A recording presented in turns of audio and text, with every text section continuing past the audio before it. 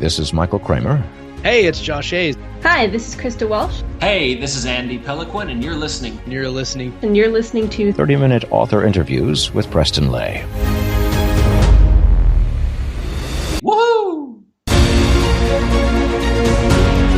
Hey everybody, what's going on? We have a great interview and giveaway for you this week, but first I want to tell you about two of our sponsors. First up is Cereal Box.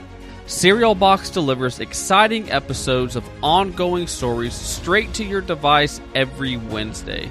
They bring everything that's awesome about TV to what's already cool about books with addicting serials you can take with you on the go. All of their episodes are available in text and audio, and their sleek app makes reading easier than ever. They have a range of titles from gritty urban thrillers to sexy sword-fighting fantasies and everything in between. Season 2 of The Witch Who Came In From the Cold just started up. The Witch Who Came In From the Cold, all the subterfuge of the Americans with a dark dose of magic. Head on over to cerealbox.com where you can read and listen to it now. And of course, the first episode of Season 1 is free, so you can check it out there. cerealbox.com, cerealbox.com. Our second sponsor this week is the Galactic Satori Chronicles, written by Nick Breaker and Paul E. Hicks. A thirst for revenge sends one man on a deadly journey through the galaxy in this adrenaline-pumping new series. Asher is a young man whose world is turned upside down when he discovers that his fiance's death has been directly caused by an imminent alien invasion.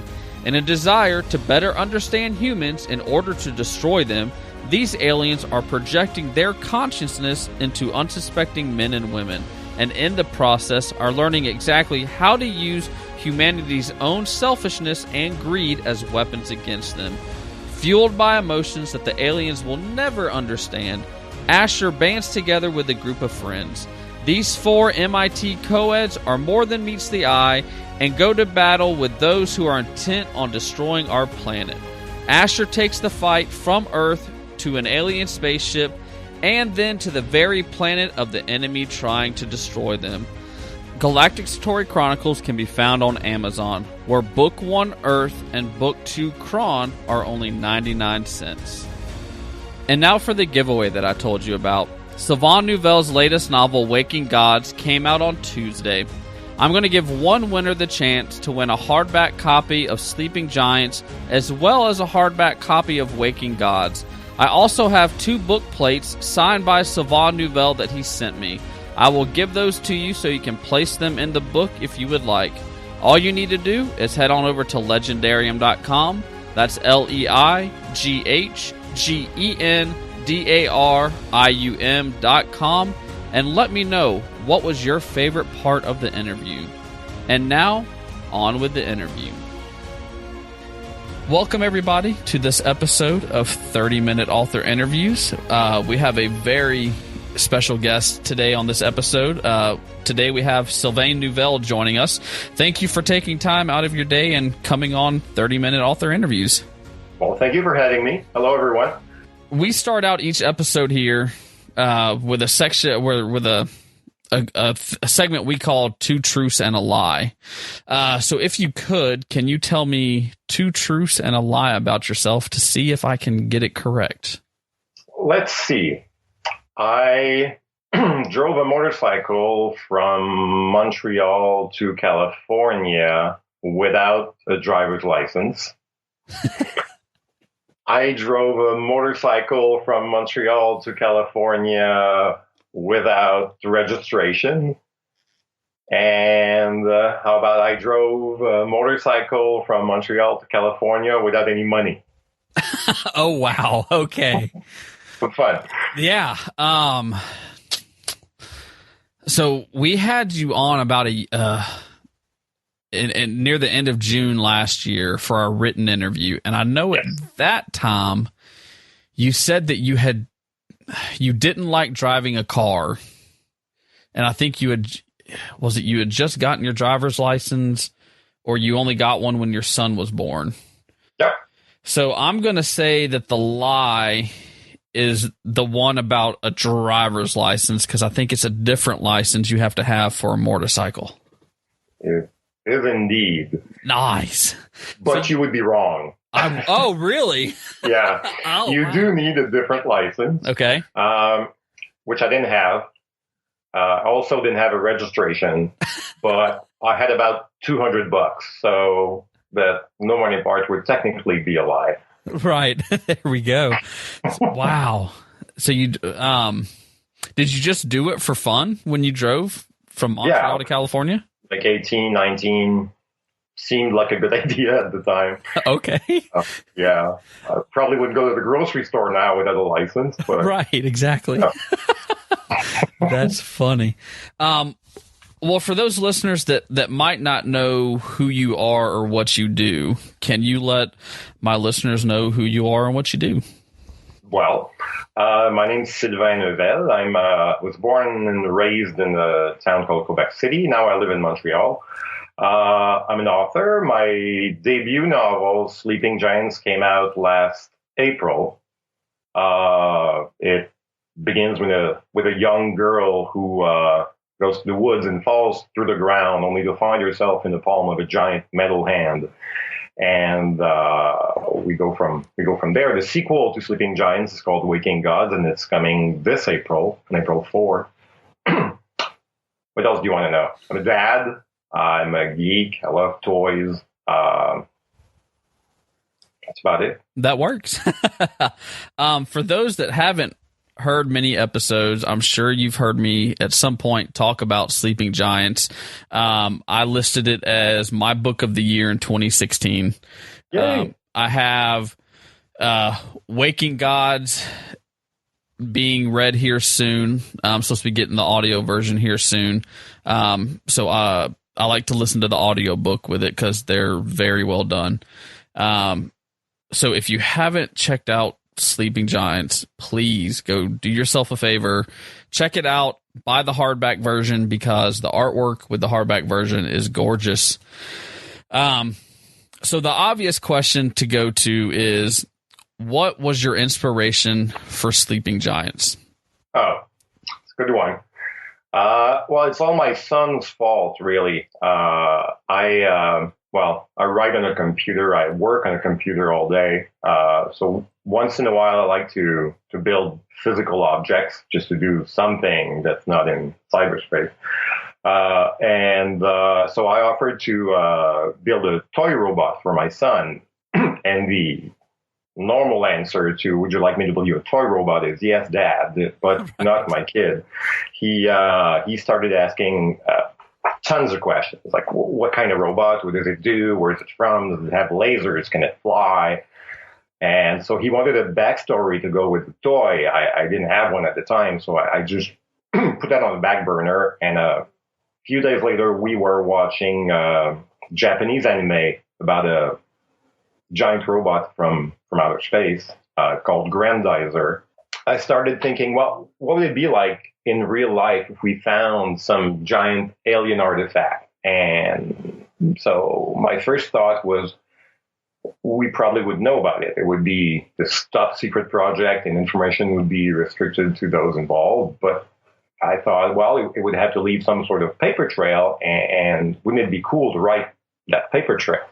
So I started writing. About halfway through, I thought, well, this is good. I could actually do something more than a backstory for my kid's toy with that. And Sleeping Giants was born.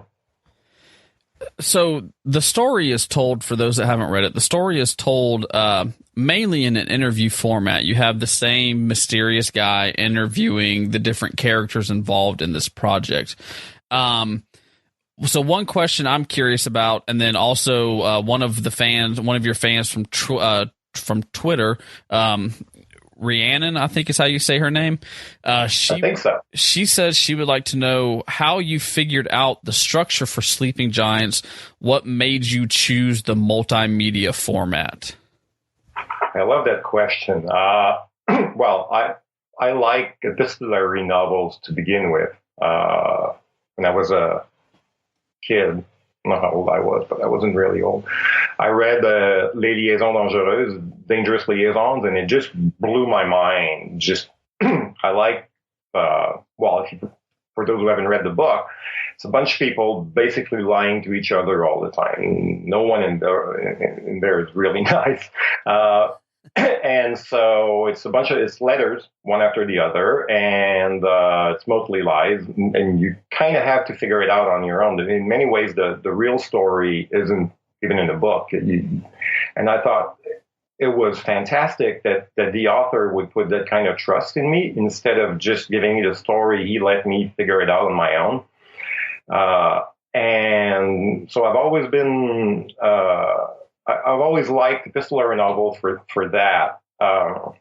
When it came to Sleeping Giants, at the beginning, I wasn't really sure how it was going to go. I thought I couldn't have one of the characters tell the whole story. I thought it was kind of boring. Switching from one chapter to the next was a little weird too. And it took a few days, and then the idea for the interviewer came about. And I knew that was it. It just clicked. He's not just a literary device. He's an important character in the book. He's the glue that binds the whole thing together. As soon as I thought of him, I knew where I was going to go. Oh, wow.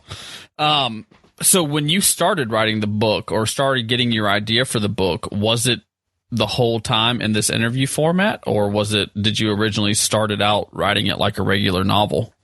No, it was it was going to be dialogue and journal entries from the get-go. It just might have looked different, but the interviewer sealed the deal for dialogue. I like dialogue. Right, yeah.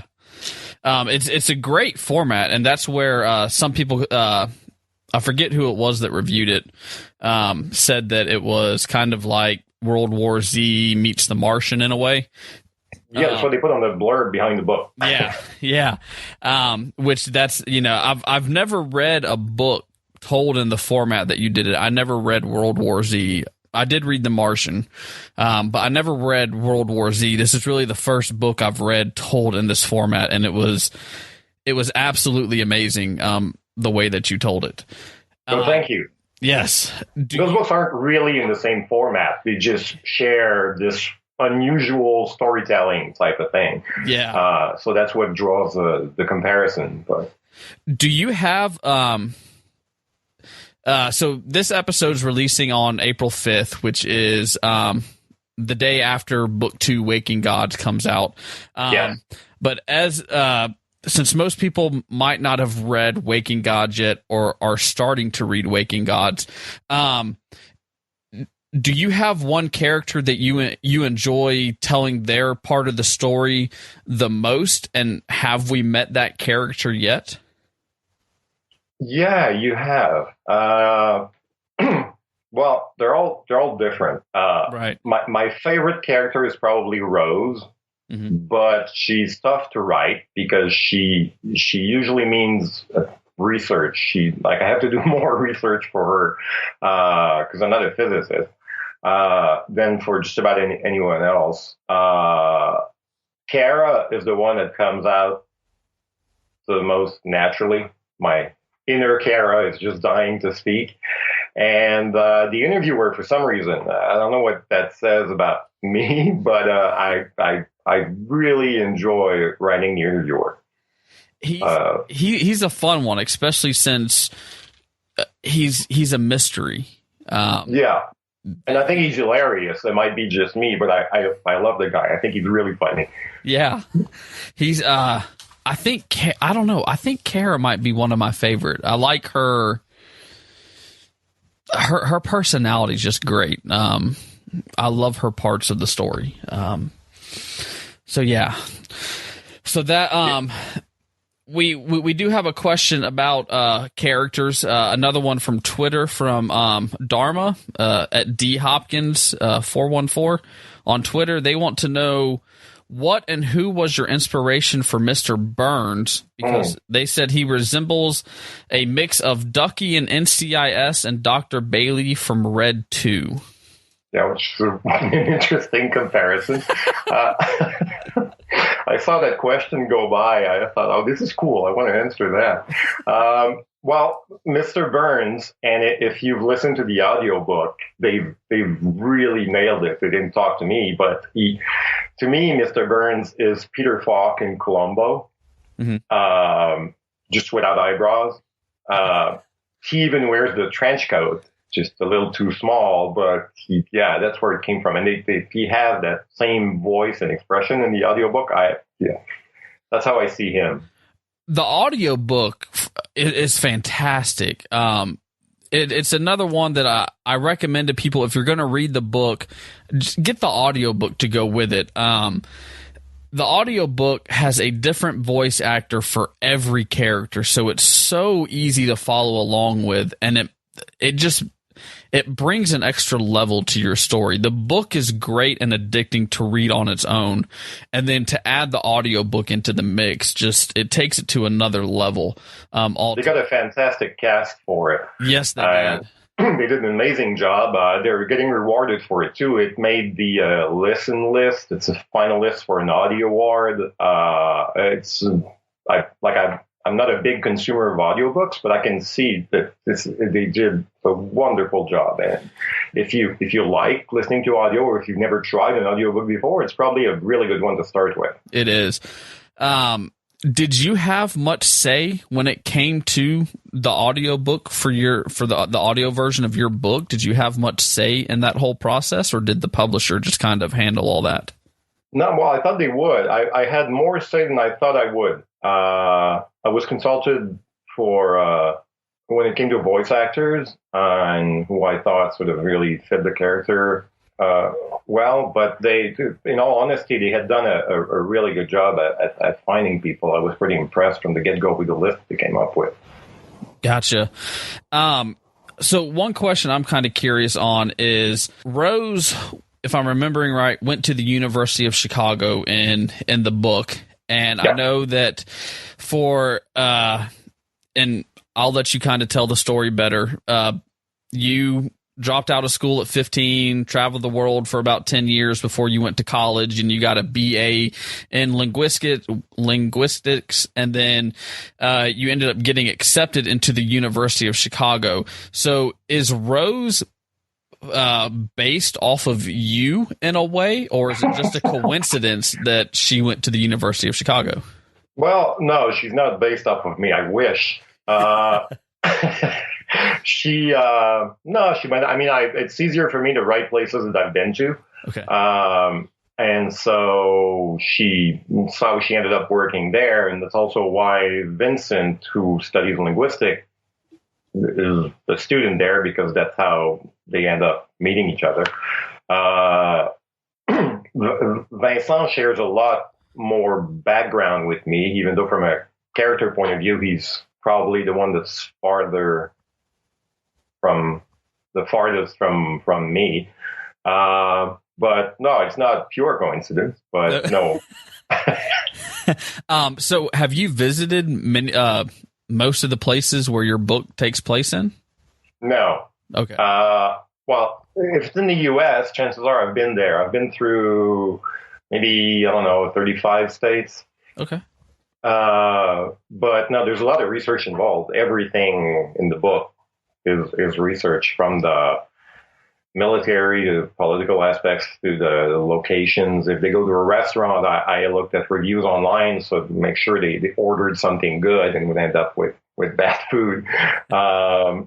There's more research in that book than there is in my Ph.D., probably by a factor of 10. Oh, really? Yeah. Wow. Can you kind of give people the backstory, or how much of the backstory you want to tell about how you went from dropping out of school to 15 to getting a BA in linguistics? Oh, well, I dropped out of high school. I was working at the time. I was doing photography for small newspapers. I worked as a journalist back then for local newspapers. And I was pretty good in school. I wasn't motivated back then. So I thought, what the hell, I'll leave. And so I traveled a lot, 30-some states for one thing. worked. I did about every job you can think of. I worked in soil decontamination. I sold ice cream in California. I thought I sold about everything you can sell. What else did I do? Well, surveys. I mean, if it exists as a job, chances are I've tried it. Okay. But I realized after a few years, well, about 10, that my income was getting lower every year.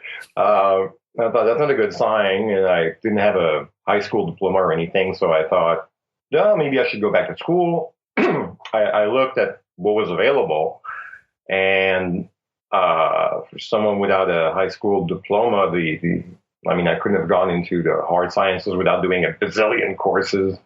So I went towards the humanities, and I ended up picking linguistics, thinking maybe I'll hate it, but I really liked it. I did a BA really fast in Montreal here, the University of Montreal.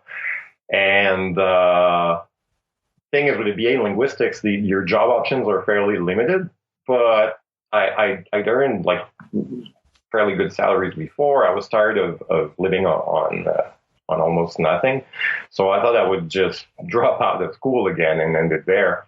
But my professors said, well, if you apply to big schools, they'll have money if you get in. So I thought, okay, that's cool. The best of both worlds. If I get in, the odds are low that I'll get in, but whatever.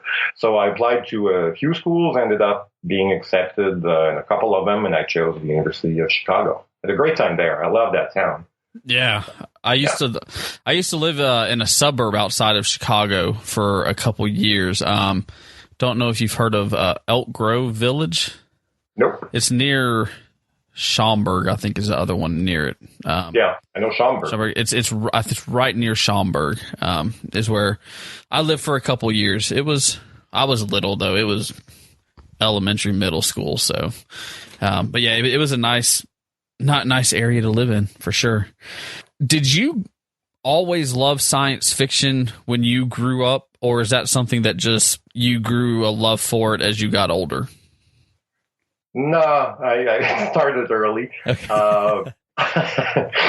When I was, 5 or 6, it's my beginnings as a writer too. I wrote little comic books with, that I would sell to neighbors for 50 cents, so I could pile those 50 cents up and eventually buy either candy, but mostly action figures.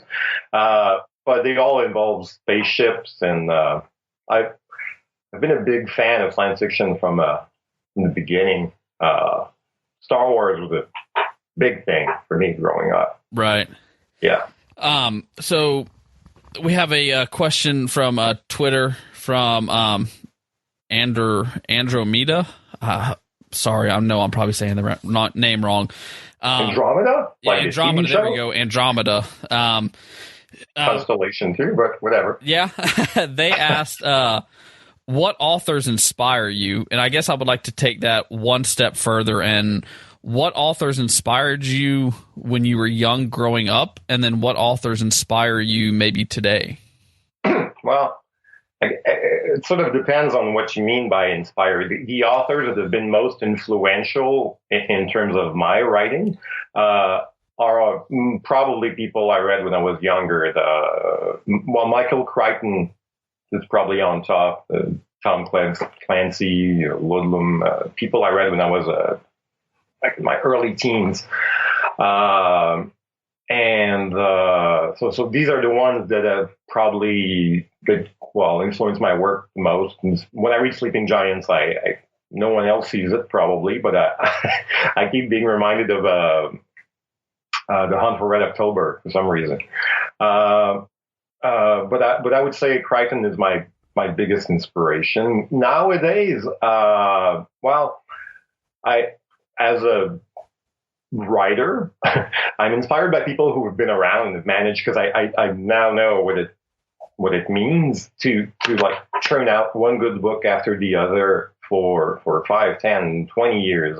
My first public event for Sleeping Giants was with Robert Sawyer, and I was terrified. It's just like walking on stage with a living legend, and I had nothing to say. My book wasn't even out yet, so all I had was a good intro, and all I said was, between the two of us, we have 23 published novels, and they're all his. But that's certainly an inspiration. His books are great too. I just read Quantum Night, and it's a very it's an amazing book, but it's especially in the current political context, it's a fascinating book to read. Okay. But yeah, so I would say I'm in terms of the actual writing, they're all people I read when I was much younger. I can see the influence they've had on me. In terms of more recent ones, well, they're probably influencing my writing too, but it's too close for me to actually see it. But I'm usually inspired by people who can do this like for a long time. Last time that we had you on, and when I discovered you, I found out that you were in the process of building a replica R2-D2, and you had kind of put it on the back burner because you were waiting for your son to get a little older so he can help you with it, so you can do it as kind of a father-son project. Is that project still kind of on hold, or have y'all made any progress on that over the past year? No, it's still on hold. Okay. We're getting closer to it. My son is not as scared as he was by power tools, which is a good sign that he can actually help. But first I need to finish the room. Well, the room we're in, it houses toys, among other things. But it's also going to be a spaceship. It's the laundry room, and it's also where I build things. So it's a multi-purpose room. But I need to finish the spaceship part of it, so to clear the room so we can sit down and continue building R2 together. Lots of work. That's awesome. If I remember reading right when I first discovered you in Sleeping Giants, I thought I read that you were actually about to put Sleeping Giants out yourself before you sent it off to Kirkus Reviews. Can you kind of tell the people on how you went from getting ready to put this out independently to getting picked up by a publisher? And I believe the option for the movie was bought at the same time as well. Yeah, before actually. Oh, okay. Yes. So about halfway through writing Sleeping Giants, I decided, well, this is good enough. I should try and publish this. Mm-hmm. When I was done, I started querying agents to try and get representation so I could sell this to a traditional publisher. I queried maybe 55, 60 of them. Everyone that seemed remotely interested in sci-fi and accepted queries at the time. And they all turned me down. So I thought, what the hell? I'll self-publish this. So I made a plan.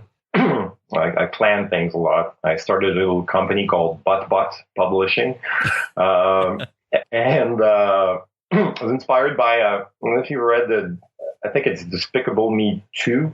On the DVD, there's a little short movie at the end where he gets like a space dog. One of the minions gets a space dog, and he makes little designs appear in the sky, and some of them are little butts, and it's kind of funny. And it fit with the robot Larry. So anyway, Butt was born. Designed a cover. I was almost done, but I didn't really know how things worked, and I couldn't afford to make multiple versions of the book. So I wanted a pull quote to put on the cover, so I would look serious. Mm-hmm. And I sent it to a couple places, including Kirkus Reviews. And Kirkus has a reputation for being really tough. But I thought, if I'm lucky, I could at least squeeze a couple of words out of there, like book, Kirkus Reviews. Yeah. And so I get an email, and the review comes out, and I start reading it, and it says, how does it start? The stellar debut novel. And so I stop there, and I go back, and stellar.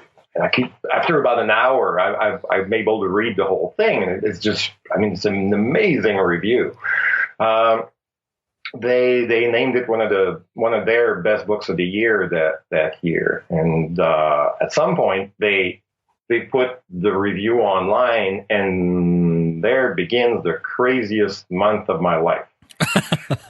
The review goes online. The next day, I get an email from a Hollywood producer. Wow. Saying, well, he's really interested in the story. He'd like to read the book. And then another email, and then another email, and another email. And after a few days, I send the book to like 2 or 3 of them. And one of them calls me back, and he says, well, I love your book, and I'd love to help you. I think you need an agent. So he helps me find a movie agent, not a literary agent, a movie agent at Creative Artists Agency. And so I hang up the phone, tell my girlfriend, I have an agent at CAA. But even then, we're still like sort of laughing because we don't think anything is going to come out of this. But it's fun. And so I have an agent. Takes a couple of weeks, and the movie rights sell to Sony Pictures. And they would later hire David Koepp, who wrote the screenplay for little things like Spider-Man, Mission Impossible, Jurassic Park, wow. to write the script. And so my movie agent says, well, are you hell-bent on self-publishing? And I don't know if anyone ever answered yes to that question.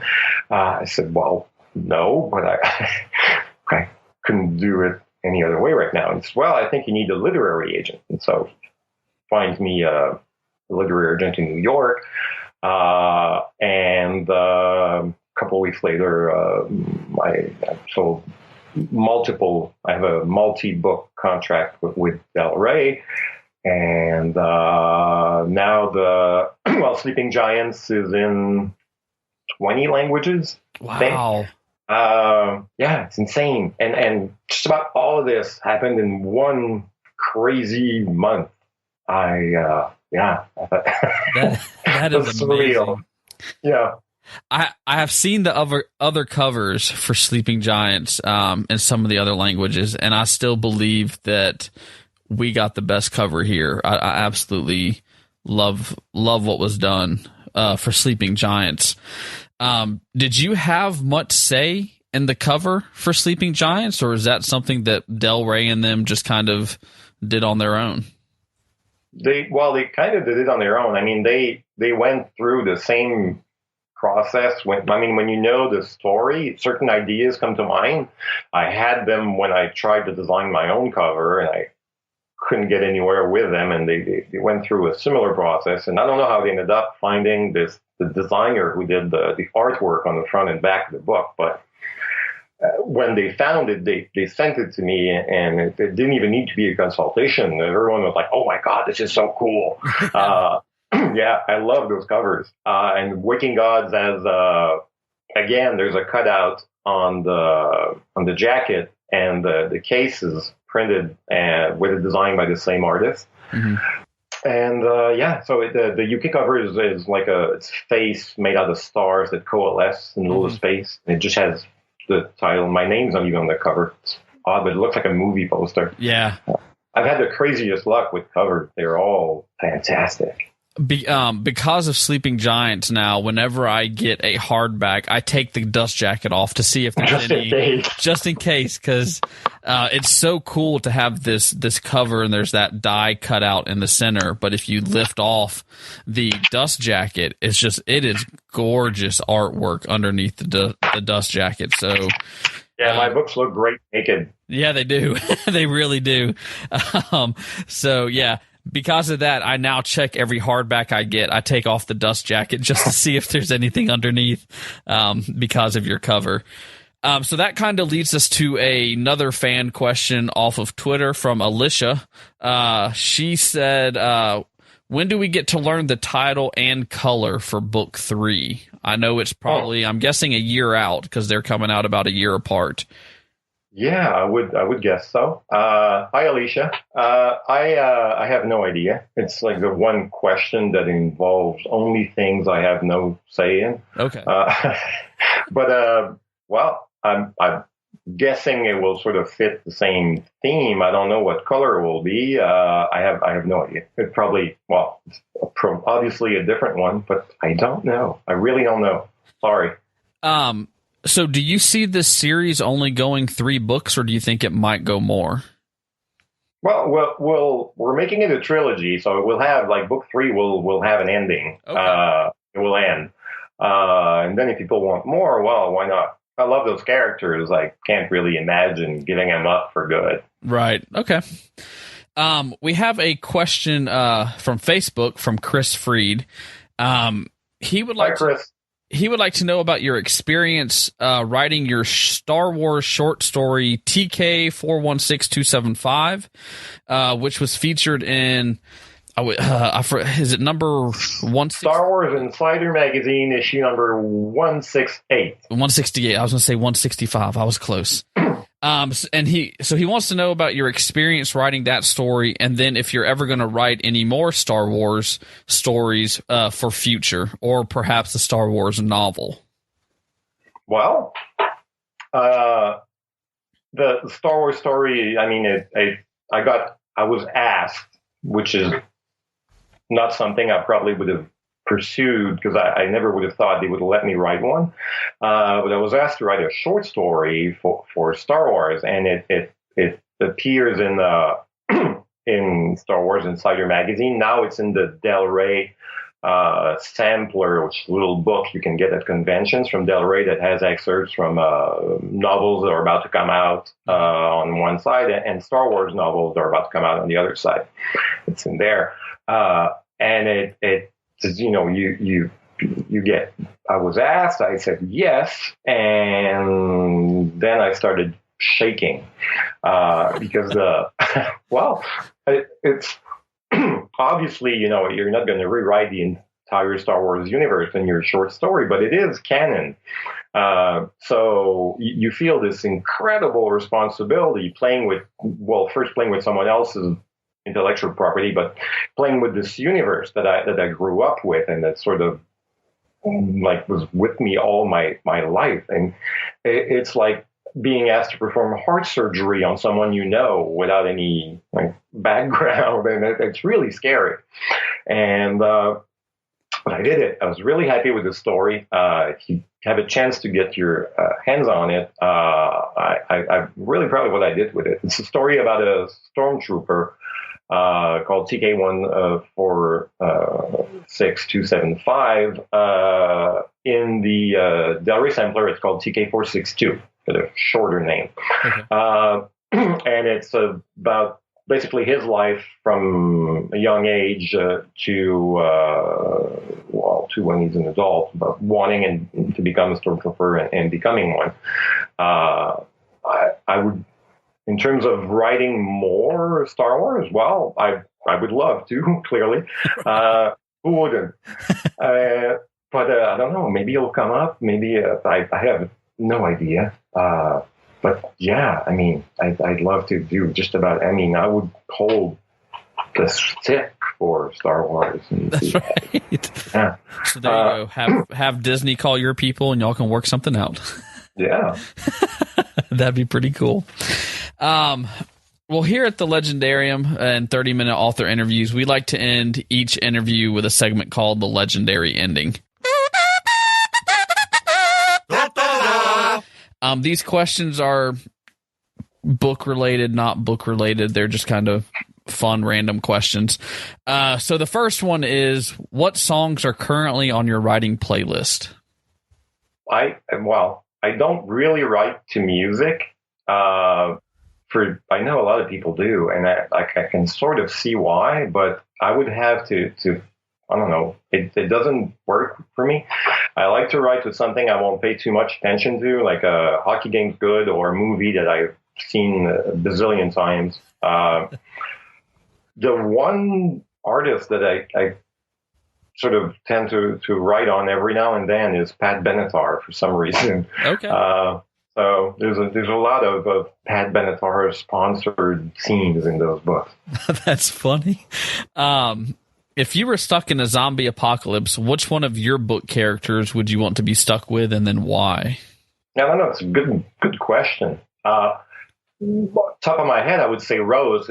She can probably stop that thing from happening in the first place. If it's already too late for that, well, then probably Kara, because she can hold her own. Yeah, she can. Yeah. Now, if you were stuck in a zombie apocalypse, but you could choose any character from any kind of media source, comics, books, movies, television shows, whatever, what character would you want to be stuck with, and then why? Well, I think in our written interview, I had said Doug and Andy from the show Weeds, because they wouldn't be any help at all, but it would be funny. That's right. So I'll stick with that answer for now. That works. The next question we have is, if you were in a time machine, where would you travel and why? Yeah, I thought about that one. I have no idea. Probably not in the far past, because it was violent and I wouldn't survive a day.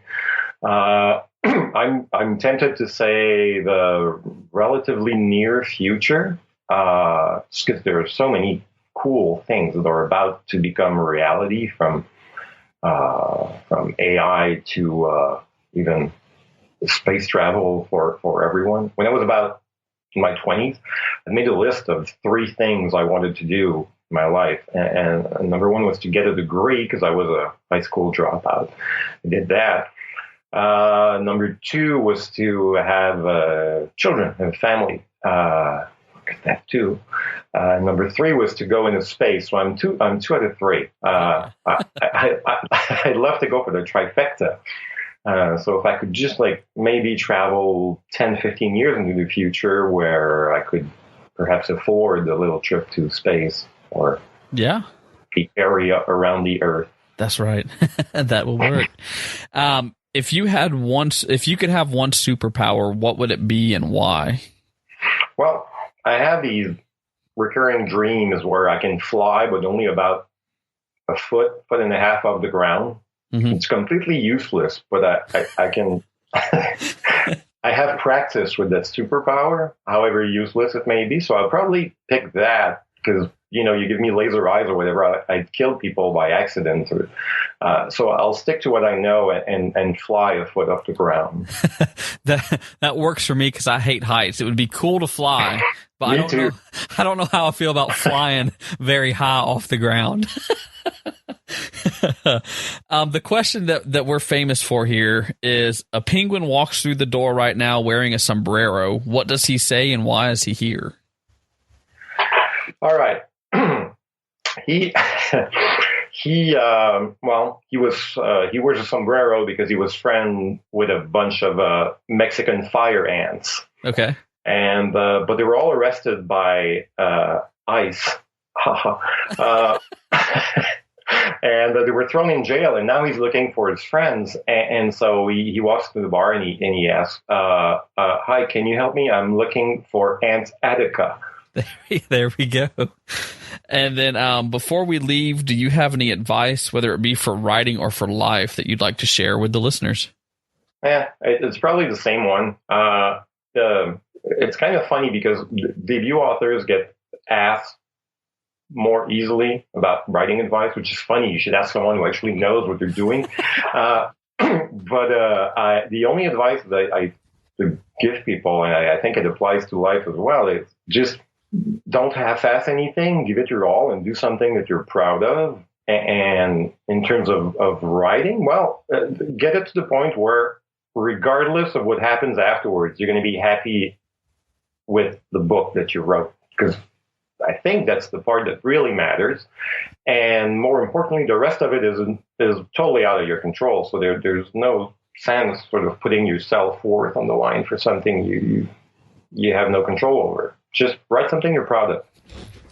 Sounds good.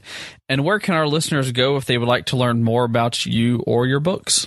Well, you can go to my personal site, which is www.neuvel.net.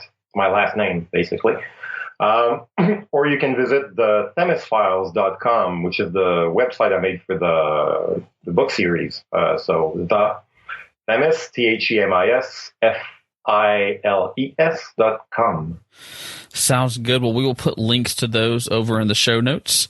And if you want to see the translation of the Ewok celebration song, that is on your personal website as well. It is. I get, sadly, more traffic for that than anything else. That's funny. Well, we will put a book preview of Sleeping Giants in the show notes, so that way people can head over there and check out a sample of the beginning of the book. If you haven't read it, like I said, I highly recommend it. It is my book of the year for 2016, and I'm expecting Waking Gods to be my book of the year for 2017, and then book 3 to be my book of the year for 2018. That would be awesome. Like I said, this, I think I told you off air, Sleeping Giants is probably easily in my top 5 of favorite books of all time. So if you haven't read it, please do yourself a favor and go check it out. It is an amazing story. And we'll have links to everything over in the show notes over at Leighgendarium.com. Thank you. That means a lot. Not a problem. Thank you for writing the story and putting it out, because it is just, I'm a slow reader and I tore through that book. I could not get enough of it. You've created a believable world. You've created a believable story that just, I could escape from reality for however long it took me to read and / listen to it. I think I finished it in 24 hours and we were traveling. So thank you for writing the story. I highly enjoyed it. Oh, thank you. And thank you for coming on 30-minute author interviews. We appreciate it as well. That was fun. It was. Let's do this again. Well, that's our show this week. Thank you for tuning in to 30-minute author interviews, and we hope you come back every Wednesday for a brand new author interview. And don't forget to head on over to Leighgendarium.com. That's Leighgendarium.com. In the show notes, you can find the giveaway where you can win a hardback copy of Sleeping Giants and Waking Gods, as well as the signed book plates from Sylvain Neuvel. You can also find the link to our sponsors, Cereal Box and Galactic Satori Chronicles. You'll also find links where you can subscribe to the 30-minute author interview podcast. So please subscribe at your favorite place to listen to podcasts, and don't forget to rate and review. And we'd also like to thank a few of our Patreon subscribers. We would like to thank Nick Breaker, Diane S. Loftus, Third Scribe, and Maggie Stewart Grant. They are supporting 30-minute author interviews through Patreon, and they're also receiving the very special Patreon-only podcast called 10 Questions With. So visit patreon.com/Leighgendarium and find out how you can support 30-minute author interviews as well. Until next time, stay legendary.